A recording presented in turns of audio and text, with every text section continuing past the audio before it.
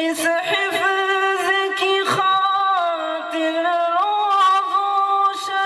الحمد للہ وکفى وسلام علی عباده الذین اصطفى اما بعد. محترم و معزز علماء کرام، حضرت ناظم صاحب، موقر و مکرم اساتذہ کرام، الحمدللہ چھٹواں سالانہ مسابقہ تقاریر انجمن اصلاح اللسان زیر اہتمام مدرسہ عربیہ ترتیل القرآن احمد علی کالونی نرنگر روڈ دیگلور کی یہ دوسری نشست. پہلی نشست میں بزم انیس الرحمن مظاہری رحمۃ اللہ علیہ، اس بزم کے مساہمین الحمدللہ بڑے اچھے انداز میں اپنی تقریروں کو پیش کیا، اپنے مافی ضمیر کو بہترین انداز کے اندر ادا کیا.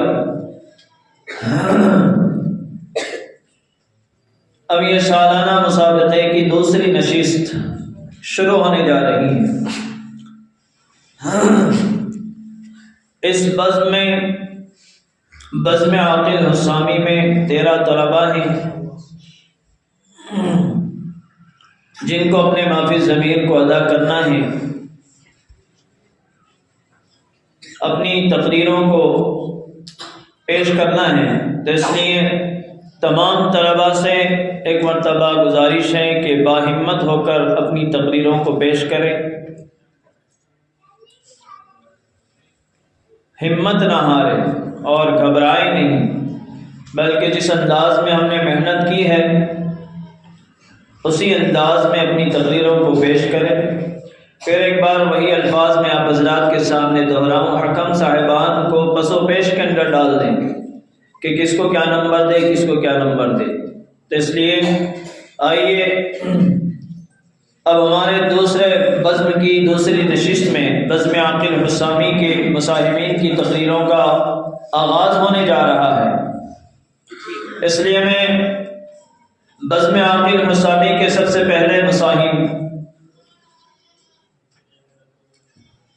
شعبہ حفظ کے طالب علم سید عاقب والسید عقیل صاحب دیگلور، میں انہیں دعوت دیتا ہوں کہ وہ آئیں اپنی تقریر اسلام اور دہشت گردی اس عنوان پر اپنی تقریر پیش کریں. سید عاقب، سید عقیل. السلام علیکم ورحمۃ اللہ وبرکاتہ.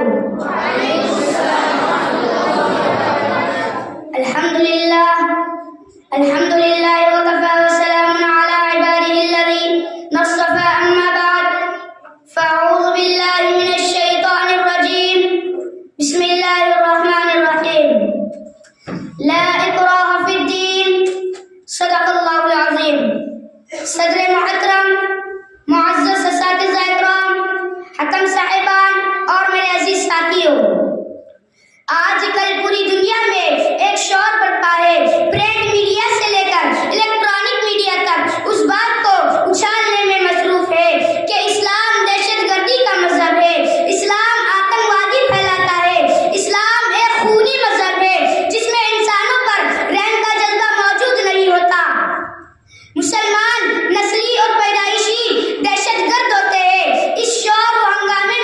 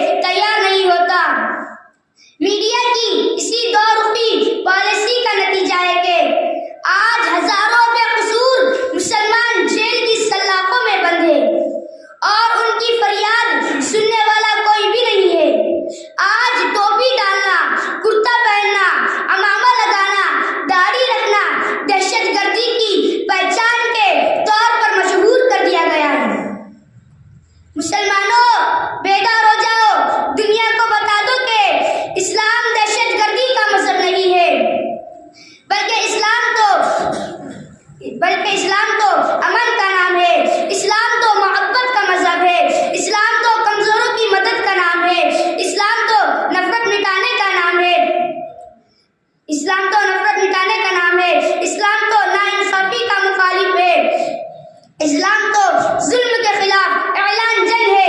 قرآن کہتا ہے ما قتل نفسا بغیر نفس او فساد فی الارض فكأنما قتل الناس جميعا ومن أحياها فكأنما أحيا الناس جميعا۔ صدق اللہ العظیم۔ یعنی جس نے کسی جان کو بلا قصور، کسی جان کے مارے بغیر اور زمین میں فساد پھیلائے بغیر کسی کا قتل کرتا ہے، گویا اس نے سارے انسانوں کو قتل کر ڈالا، اور جس نے ایک جان کو بچا لیا گویا اس نے سارے انسانوں کو بچا لیا۔ ذرا سوچئے، جو اسلام انسانیت کے اس قدر احترام سکھاتا ہے کہ ظلم کرنے والوں کو معافی کی تعلیم دیتا ہو، بچوں بوڑھوں کے ساتھ شفقت کا حکم دیتا ہو، پڑوسی بھائیوں اور رشتہ داروں کے حقوق بتاتا ہو، جو انسان تو انسان جانور تک کو بھی بے قصور مارنا جرم قرار دیتا ہو، اس دین کو دہشت گردی کا دین کہنا، مذہب آتنکواد سے جڑنا کتنا بڑا جرم ہے اور کتنی بڑی جرات ہے۔